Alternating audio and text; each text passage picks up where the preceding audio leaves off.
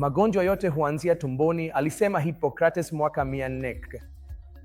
Ni msemo wa busara kutoka kwa mtu mwenye hekima. Kama mtoto wako ana matatizo yoyote, sasa tumeanza kuhusisha kila kitu na tumbo lako. Na kimsingi sasa mwili umegawanywa katika mhimili wa tumbo ambao unaunganisha mifumo yote pamoja. Hivyo kama mtoto wako hakui vizuri, inaweza kuwa ni dalili ya ugonjwa uliofichika ambao haujagundulika kwa muda mrefu. Hivyo fikiria kuhusu hilo. Wanaweza kuonyesha dalili kama kutapika mara kwa mara, kuharisha mara kwa mara, damu kwenye kinyesi, kula vibaya, kuchagua sana chakula, kula kwa shida au lishe duni.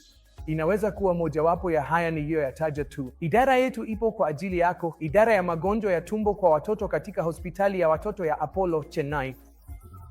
Tungependa kukutana na wewe na kuwahudumia watoto wako, na ikihitajika, tunaweza kuendelea na kufuatilia huduma maalum au taratibu zozote, kwa sababu sisi ni idara inayoshirikiana kwa karibu na timu ya wataalamu wa fani mbalimbali. Sasa hilo linakufanya ujisikieje? Ni vizuri, sivyo? Hivyo basi, hapo ndipo ninapotaka kukupeleka na kukusukuma uendelee kwenye mwelekeo huo, ambapo mtoto wako atanufaika na huduma ya jumla katika sehemu nzuri sana na mikono yenye uzoefu. Nami nikiwa na uzoefu wa miaka 25, naweza kukupa suluhisho la tatizo la mtoto wako kwa uhakika. Moja ya mambo yanayoulizwa sana na watu ni kama mtoto anakuwa vizuri, na hilo limekuwa ni swali kubwa ambalo halijapata majibu kwa muda mrefu. Natumai tunaweza kukupa majibu kwa maswali yote ambayo unaweza kuwa nayo. Tukutane mara moja, na nina uhakika utaondoka ukiwa umetosheka na mwenye furaha.